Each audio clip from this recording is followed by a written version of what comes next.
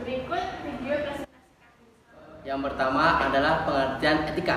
Etika adalah bidang yang bersifat normatif karena ia berperan menentukan apa yang dilakukan atau tidak dilakukan oleh seorang individu. Nah, etika bisnis kadangkala merujuk kepada etika bisnis, manajemen, atau etika organisasi. Secara sederhana membatasi rangka acuannya pada konsepsi sebuah organisasi. Dan selanjutnya, etika Al-Quran mempunyai sifat humanistik dan rasionalistik. Nah, humanistik dalam pengertiannya itu mengarahkan manusia yang pencapaiannya hakikat kemanusiaan yang tertinggi dan tidak bertetangga dengan manusia itu tersendiri. Nah, sebaliknya bersifat rasionalisme bahwa semua pesan-pesan yang diajarkan Al-Quran terhadap manusia sejalan dengan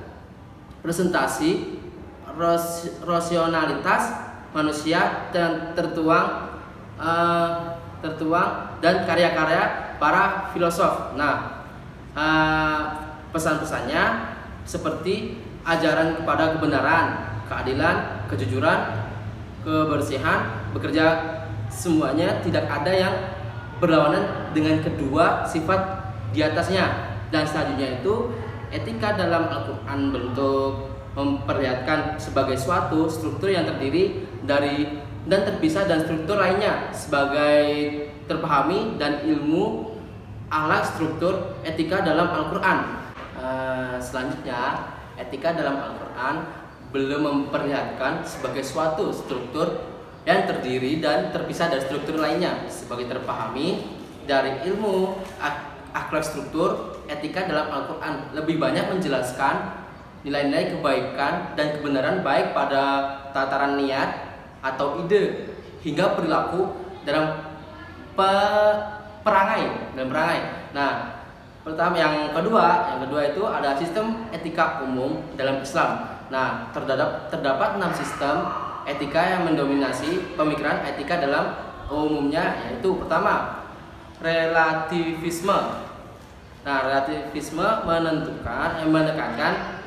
menekankan bahwa tidak ada kriteria tunggal universal yang dapat digunakan untuk menentukan apakah suatu tindakan disebut etika atau tidak, gitu loh. Nah, setiap orang yang mempergunakannya kriterianya manusia masing-masing, dan kriteria ini mungkin sekali berbeda dari satu kebudayaan nilai-nilai dari perilaku sosial yang berbeda harusnya dilihat dari konteks kebudayaan secara khusus. Dan selanjutnya yang kedua itu adalah utilitarisme. Nah, utilitarisme itu adalah menyatakan bahwa arti penting moralitas yang menentukan seseorang ditentukan hanya berdasarkan konsekuensinya. Nah, suatu tindakan tersebut itu memberikan hasil berupa keuntungan. Nah, keuntungan dan kebaikan terbesar bagi sebagian. Karenanya pandangan utilitariannya sangat berorientasi pada hasil. Nah, seorang muslim tidak dapat menyatakan untuk umat karena kesalahannya pribadinya oleh karena itu setiap orang harus bertanggung jawab atas tindakannya sebagai individu. Tidak akhirnya pada pandangannya utilitarianisme ya gitu menetapkan hakikat etika tindakan di masa depan dengan cara menimbang kerugian dan keuntungannya dan dapat dengan mudah berubah arah sebaliknya. Maaf kalau tadi agak salah, soal namanya agak susah. Yang ketiga, universalisme. Nah, universalisme itu memfokuskan diri pada tunjuk suatu keputusan atau tindakan. Prinsip kunci yang mendasari mazhab universalisme adalah prinsip Kant mengenai inspiratif kategori. Nah, ketika kita bertindak berdasarkan kewajiban kewajiban kita, maka tindakan kita itu dapat disebut bersifat etis. Nah, jika kepentingan pribadi, maka kita tidak memiliki nilai moral sama sekali. Nah, Islam juga memfokuskan pada tujuan kita seorang untuk melakukan tindakan lainnya, dan jika suatu tindakan adalah haram, nah maka Islam tidak mengizinkan tindakan haram ini yang baik, yang tidak baik maksudnya, seorang memperoleh kekayaan dari kekayaan tersebut. Nah, maka ia tidak akan mendapat keuntungan dan sedekatnya dan tanggungannya, dosa-dosanya yang akan tetap ada. Dan selanjutnya yang keempat itu adalah hak. Nah, hak adalah ya terhadap etika, memberikan sebuah nilai tunggal yang kebebasan yang disebut etis. Keputusan dan tindakan harus didasarkan pada hak individu yang menjamin kebebasan. Memiliki tidak pendekatan ini berkeyakinan bahwa individu itu memiliki hak moral yang bersifat tidak dapat ditawar-tawar. Nah, peraturannya itu adalah industri yang menguntungkan masyarakat itu barangkali masih tetap menginjak-injak hak sejumlah individu atau kelompok individu. Nah, namun demikian Islam hadir dari keseimbangan dan menolak gagasan mengenai kebebasan tanpa tanggung jawab. Nah, yang kelima itu adalah keadilan distributif. Nah, keadilan distributif itu pendekatan terhadap etika berkisar pada satu nilai tunggal, yaitu keadilan. Nah, tersebut etis, keputusan dan tindakan harus menjamin pembagian kekayaan, keuntungan dan kerugian secara adil. Nah, prinsip distributif Islam itu ada 3. Nah, pertama, setiap orang berhak untuk menguasai hak nilai secara individual. Nah, yang kedua, orang-orang miskin memiliki hak sebagai kekayaan yang dikumpulkan oleh orang-orang kaya sampai pada batasnya bahwa kebutuhan dasar setiap orang dalam masyarakat bisa terpenuhi. Nah, yang ketiga itu adalah eksploitasi manusia pada semua tingkatan dalam bentuk apapun dalam kondisi adalah anti Islam dan harus diakhiri. Nah, yang terakhir adalah hukum Tuhan. Hukum Tuhan itu adalah Islam tidak terbatas pada persoalan keagamaan. Nah, ia menuntun seluruh aspek kehidupan seorang Islam. Sistem etika Islam tidak terfragmentasi namun juga tidak berdimensi tunggal. Nah, sistem etika Islam merupakan bagian dari pandangan hidup Islam dan karenanya bersifat lengkap. Nah, terdapat konsistensi internal atau keseimbangan dalam konsep nilai-nilai penuntun individu. Kemudian pada bab yang selanjutnya akan membahas tentang filsafat etika Islam.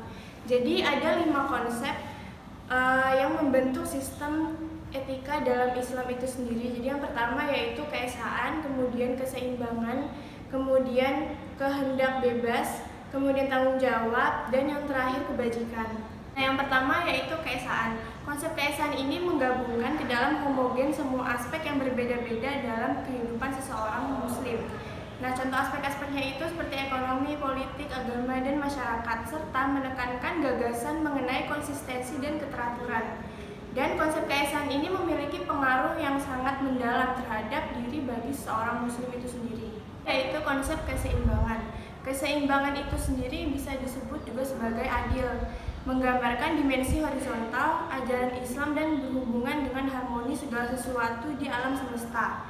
Kemudian hukum dan keteraturan yang kita lihat di alam semesta tersebut merefleksikan konsep keseimbangan yang kebutuhan dan keseimbangan dan kesetaraan itu ditekankan oleh Allah Subhanahu wa taala ketika ia menyebutkan kaum muslimin sebagai ummatun wasatun, yang artinya masyarakat yang hidup secara berkeseimbangan. Nah, yang selanjutnya yaitu kehendak bebas.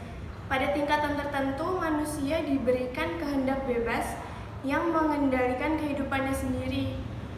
Nah, itu sebagaimana Allah Subhanahu wa taala ketika menurunkan manusia tersebut ke bumi dengan tanpa mengabaikan kenyataan bahwa ia sepenuhnya ditentukan oleh hukum Islam yang ditetapkan oleh Allah. Nah, ia diberi kemampuan untuk berpikir dan membuat keputusan secara bebas, tetapi masih dalam aturan-aturan Islam yang berlaku.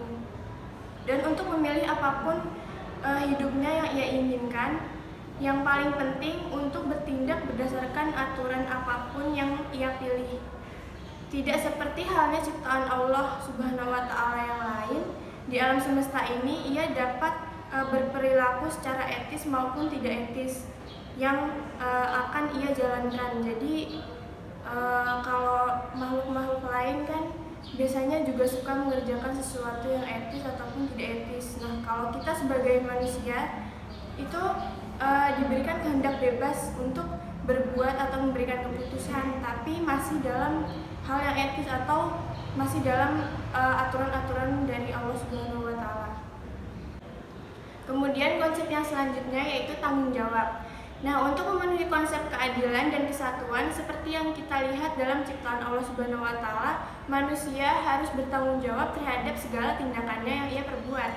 Nah, Islam adalah agama yang adil seperti sudah dibicarakan sebelumnya.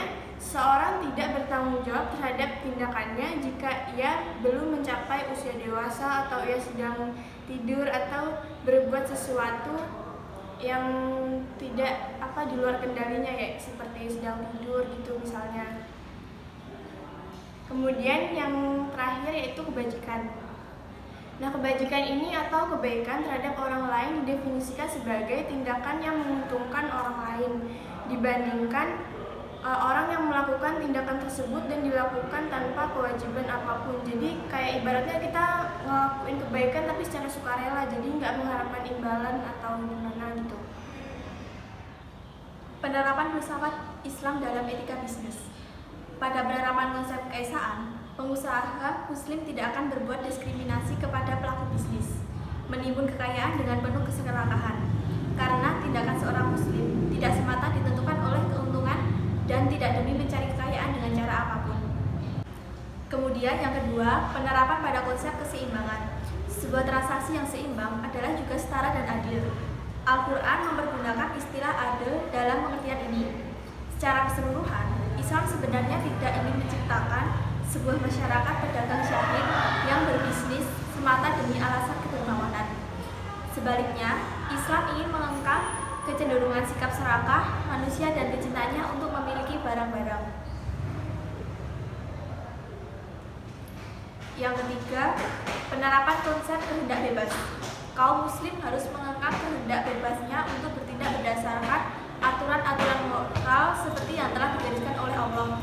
Sebagaimana dikemukakan oleh Yusuf Ali, kata Uhud adalah sebuah konstruksi multidimensional, yaitu kewajiban suci yang muncul dari kodrat spiritual dan hubungan kita dengan Allah.